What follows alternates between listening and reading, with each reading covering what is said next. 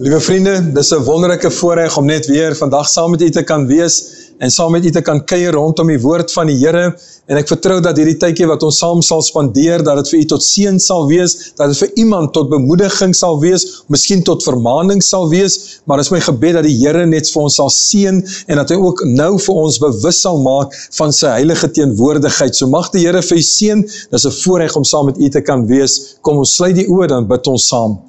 Hemelse Vader, ons wil u loof en prys vir wie u is. Ons wil dankie sê vir alles wat u beteken in ons lewens. Here, ons besef, ons kan nooit sonder u klaarkom nie, en ons het ook by die punt gekom waar ons besef, ons wil nie sonder u klaarkom nie. Ons sê vir u so baie, baie dankie, Here, dat u betrokke is in ons lewens, dat u ons ken by die naam, dat u weet waarmee ons besig is, goed of kwaad, u weet daarvan, want u ken u kinders, en ons eer u daarvoor. En vandag as ons hierdie geleentheid het om weer u woord met mekaar te kan deel, dan is dit ons gebed dat u woord sal seën aan ons harte. Dis is ons gebed dat die een wat moet hoor, vandag sal hoor wat die Gees van die Here vir hom of vir haar wil sê. Ons bid dat u verheerlik kom word in ons lewens. Ons bid en vra, Here, reinig ons nou in hierdie oomblikke, reinig ons harte, reinig ons gedagtes, reinig ons gewetens, reinig ons lippe. Here, asseblief, dat daar niks sal wees wat kan verhinder, dat ons kan hoor wat die Here vir ons wil sê nie. Ons bid vandag teen al die werke van die vyand in die naam van Jesus, en ons bid, Here, dat u die magte van die bose kragteloos kom stel, kragteloos oor mense se lewens, waar hulle 'n houvas het, wil ons bid dat u hulle vry maak, en dat u, Here, vir hulle verligting en uitkoms sal gee. Nou bring ons u woord voor u, en ons vra, Here, dat u verheerlik sal word deur u woord. In die naam van Jesus bid ons dit, en met baie, baie danksegginge. Amen. Amen. Nou, liewe vriende, ek wil graag saam met u lees in 1 Petrus hoofstuk 4, 1 Petrus 4, en ek lees vanaf vers 1 so tot en met vers 8. Omdat Christus dan vir ons na die vlees gelei het, moet julle ook wapen met dieselfde gedagte, dat wie na die vlees gelei het, opgehou het met die sonde, om die oorige tyd in die vlees nie meer volgens die begeerlikhede van die mense te leef nie, maar volgens die wil van God. Want dit is genoeg dat ons die afgelope lewenstyd die wil van die heidene volbring het, deur te wandel in ongebondenheid, begeerlikheid, dronkenskap, brasserye, drinkpartye en ongeoorloofde afgoderye. Daarom vind hulle dit vreemd as julle nie saamloop in dieselfde uitgieting van losbandigheid nie, en hulle laster. Hulle sal rekenskap gee aan hom wat gereed staan om die lewende en die dode te oordeel. En die einde van alle dinge is naby, wees dan ingetoe en nugter om te kan bid. Maar bo alles moet julle mekaar vurig lief hê, want die liefde sal 'n menigte sondes bedek. Net tot sover dan die geleesde woord. Nou, liewe vriende, as ek hierdie gedeelte vandag met u deel, dan is dit omdat hierdie gedeelte vir die laaste 20 jaar elke jaar na my toe terugkom. Elke jaar net by my gedagtes opkom, en ek het al in die verlede ook hieroor gepraat, en ek voel die Here lê op my hart om weer vandag daaroor te kan praat, en ook met u daaroor te kan praat. Maar kom ek gee vir u bietjie agtergrond, dat u sal verstaan hoekom dit 'n teksgedeelte is wat vir die laaste 20 jaar elke keer na my terugkom. Nou, as ek net so kan noem van ons as 'n gesin waarin ek groot geword het, dan my pa het 85 jaar oud geword, my ma het 84 jaar oud geword, my oupa het 92 jaar oud geword, en my pa se broers het almal hoë ouderdomme bereik, en die gevolg was, in ons menslikheid het ons gedink, ons is ook 3 seuns binne in ons familie, en die gedagte het maar sommer net so menslik by ons opgekom, dat ons sal daarom seker die ouderdom van Sassa kan behaal eendag, as ons ouers en families so redelike hoë ouderdomme bereik het. En toe het het gebeur dat my oudste broer 40 geword het, En in die tyd wat hy 40 geword het, het hy siek geword, hy TB gekry, en hy is hospitaal toe geneem, en hy was vir 'n hele paar weke daar gewees, hy is deur die behandeling, die medikasie en alles wat daarmee gepaard gaan, en toe laat weet hulle vir ons, dat ons sal hom die Vrydagmiddag al kon kom haal, hy sal ontslaan wees, want hy is deur alles, en het gaan baie goed met hom, en ek en my ander broer, ons het toe gegaan die Vrydag, hier teen die middagse kant, om nou vir hom te gaan haal, en toe ons daar by die hospitaal kom, toe vra ons nou, maar waar is Johannes Tromp? Ons kom haal vir hom, en skielik toe begin hulle vir hom te soek, en hulle het hom Trompie genoem, daar in die hospitaal, en hulle het vir Trompie begin soek, en niemand weet wat Trompie is nie, en een van die susters sê toe, maar hy het dan nog vanoggend saam met my gegaan, om al die ander pasiënte se medikasies vir hulle te gee, en toe het hy gesê, hy gaan nou bietjie rus, want sy familie kom, en sy kan nou nie verstaan waar hy nou is nie, en so het hulle nog bietjie rond gesoek en rond gevra, en uiteindelik toe kom daar 'n verpleegster ingestap, en hulle vra vir haar, jong, het jy nie vir Trompie gesien nie? En sy sê, ja, hy is in die mok. En almal was verstom gewees, en hulle vra toe daar onder mekaar, wat het gebeur, en sy vertel toe dat nadat hy die suster gehelp het om die pille vir die ander pasiënte te gee, het hy toe gaan lê soos hy vir hulle gesê het, en hy is dood. En in steede daarvan dat ons om die dag kon huis toe vat, moes ons sy lijk gaan uitken. En skielik vir ons wat geglo het, ons sal hopelik daarom ook 'n bietjie ouer word in die lewe, was dit 'n geweldige skok gewees om te moes sien hoe dat 'n broer van ons op die ouderdom van 40 sterwe. Nou toe in daardie stadium, toe was my middelbroer 37 en ek was 34 gewees. En toe in daardie selfde jaar, toe kom my broer na my toe en hy sê vir my, ek het besluit, en dit was sy presiese woorde, ek het besluit om my werk te bedank, want ek wil die oorige tyd van my lewe voluit vir die Here werk.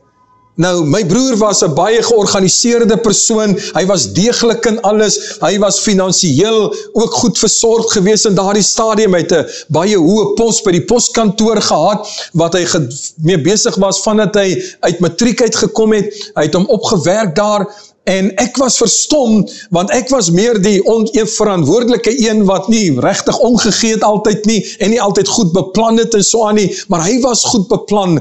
En toe hy dit vir my sê, toe besef ek wel, dit kan net die Here wees, wat vir hom hierdie oortuiging gee, dat hy nou sy werk moet los, en dat hy voltyds vir die Here moet gaan werk. En weet jy, ons gesprek het daaroor gegaan, ons het met mekaar gepraat en gesê, wel, jy weet, jy het goeie gesondheid, jy gaan tot by 65, het jy nog so 28 jaar oud, of oor, dan sal jy aftree, en dan afhangende van hoe jou gesondheid lyk, kan jy dan besluit, wat jy nog met jou lewe wil doen. En so was dit die gesprek. En toe word hy 40. En hy was eintlik 'n krangige hardloper uit marathons en halfmarathons en al die dinge gedoen. En ek het saam met hom begin hardloop in 'n stadium, net om sommer by mekaar te wees. Hy was nie net my broer nie, hy was ook my beste vriend gewees in daardie stadium. So ons het saam gaan draf, of ek het gaan saam draf, net om saam met hom te wees. En dan het ons al ons stories gepraat, albei was getroud, so elkeen het op sy eie plek gebly. En so het ons, toe hy 40 jaar oud is, toe gaan neem ons deel daar in 'n marathon in Vishoek, en soos gewoonlik het hy meer as 'n uur voor my klaar gemaak, en dan wag hy maar gewoonlik tot ek daar aankom, en toe het ons ietsie saam geëet, en toe is ons uit mekaar uit.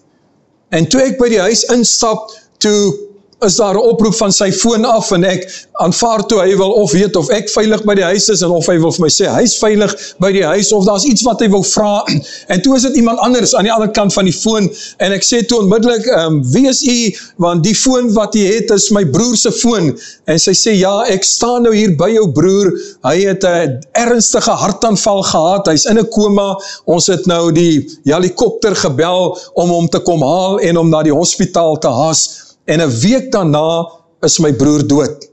So skielik, al twee broers op die ouderdom van 40 dood. Nou is ek 37. En skielik het daar 'n verandering by my gekom met betrekking tot ouderdom. Skielik was dit nie meer 'n droom of 'n begeerte sal ek eendag so oud soos my pa of my ma kan word of naby aan hulle kom nie. Skielik was die begeerte, as ek dit sou 'n begeerte kon noem, om ten minste 40 te kon haal. En dan enigiets na 40 sou vir my wees wat die Bybel van praat, van 70 na 80, wat as genadejare gesien word. So deur die genade van die Here het ek 40 gehaal en die Here het my nog 'n klompie jare bygegee, maar vir my is elke jaar wat ek my verjaarsdag kan vier, dan word ek herinner daaraan dat beide jou 2 gesonde broers dood is op 40 en dat dit genadejare is wat die Here vir jou gee hier na 40. So liewe vriende, as ek dan kyk na hierdie gedeelte en hierdie gedeelte het ek 'n jaar na my middelbroer se dood, het ek dit gelees in die Bybel en ek het dit al baie gelees, maar het toe nie veel betekenis vir my gebring nie, maar toe ek het daardie keer lees, daar in 20:5, toe kom hierdie woorde na my toe so duidelik, dat hier staan, dat ons die oorige tyd van ons lewens, die wil van God moet soek. En daardie woorde bly by my, die oorige tyd. So kom ons praat net met mekaar, weer eens 'n bietjie oor hierdie gedeelte. So wat Petrus hier doen is, hy skryf en hy gebruik hierdie 2 terme, en hierdie terme is 'n manier waarop hy 'n mens se lewe indeel. Hy sê hier, en is 'n sterk bewoording wat hy hier gee, hy sê dit is genoeg, dat julle die afgelope lewenstyd die wil van die mense volbring het. So met ander woorde, die eerste deel van 'n mens se lewe is jou afgelope lewenstyd. Kom ek probeer dit so illustreer, dat toe u begin luister het na hierdie preek, was dit deel van u oorige lewenstyd. Die oomblik wanneer ek amen gaan sê en afsluit met gebed, dan gaan hierdie preek deel wees van u afgelope lewenstyd. Dis hoe vinnig dinge in 'n mens se lewe gebeur. So 'n mens se afgelope lewenstyd is alles van waar u nou voor die televisie sit en luister of lê en luister, dat van hierdie oomblik af, hierdie kante toe, is jou afgelope lewenstyd.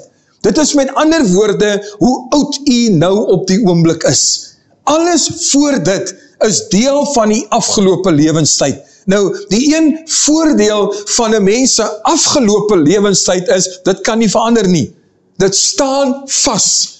So 'n mens kan terugkyk oor jou afgelope lewenstyd, jy kan kyk na besluite wat jy geneem het, jy kan kyk na hoogtepunte, jy kan kyk na goeie dinge, jy kan kyk na minder goeie dinge, jy kan kyk na slegte dinge in jou lewe, jy kan kyk na besluite wat jy geneem het sy dit goed was of sleg was, en die gevolge daarvan, en jy kan vir jouself sê, dat as ek dink aan die oorige tyd wat ek het, dan wil ek seker maak, dat sekere dinge wil ek graag nie herhaal nie, ander dinge sal ek graag wil herhaal, want het goeie uitkomste gehad. So, my vraag vandag aan u is dit, as u kyk oor u afgelope lewenstyd, dan is die vraag dit, is u daarmee tevrede?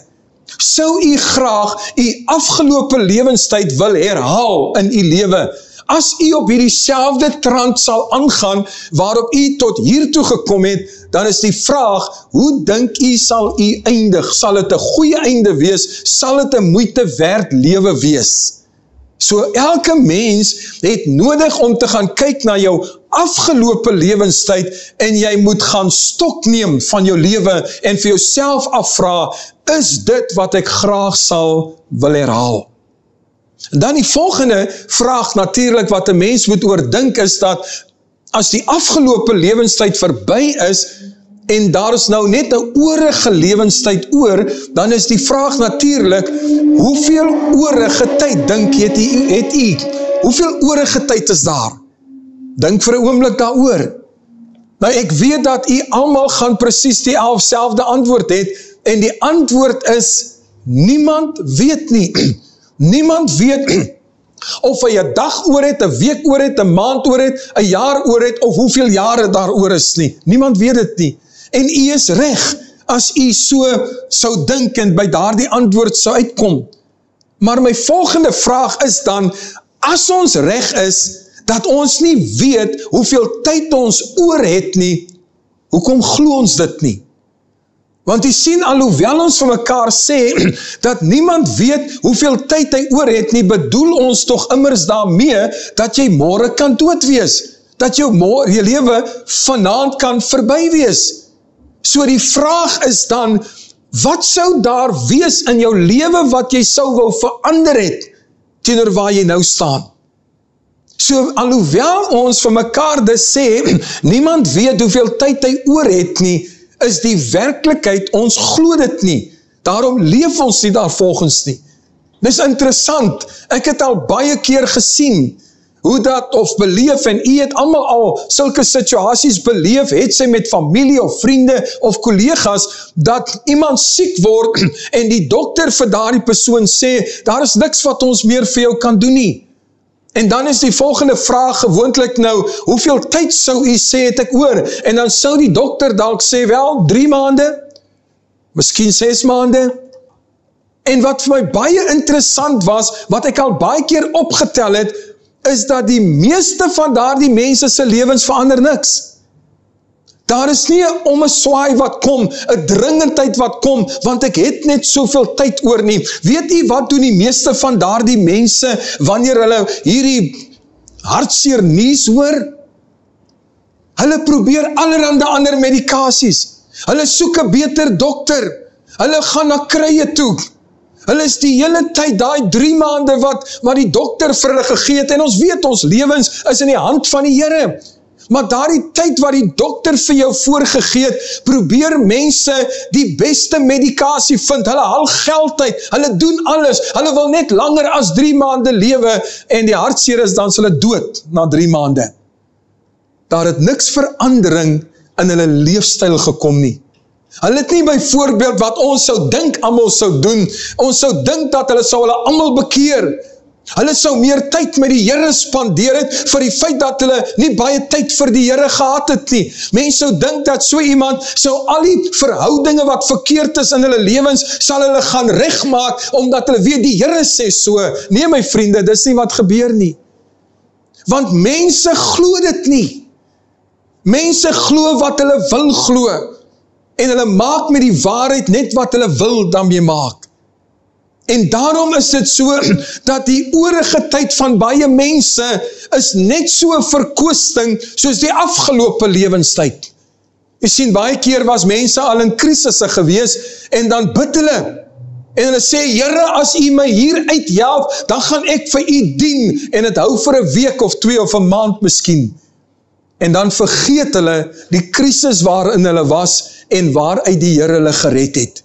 So liewe vriende, ek wil hê dat u moet mooi dink vandag as u na my luister, hoe lyk u afgelope lewenstyd? En hoe sou u graag wil hê, moet die oorige lewenstyd lyk? Kom ons luister wat sê Petrus. Petrus gee die volgende raad vir ons in vers 7. Die eerste ding wat hy hier vir ons sê is, hy sê dan die einde van alle dinge is naby. Die einde van alle dinge is naby. En vriende, ons weet dat die einde van baie dinge kom so skielik. Jy gaan skool toe en jy wonder, wanneer sal ek ooit by matriek uitkom? En as jy jou kom kry, is jy in matriek.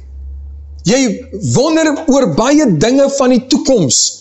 As jy begin werk, dan dink jy by jouself, ek het nou 40 jaar om te werk, voordat ek eendag by 65 sal uitkom. Hoeveel van u wat nou na my luister, is nie afgetree nie?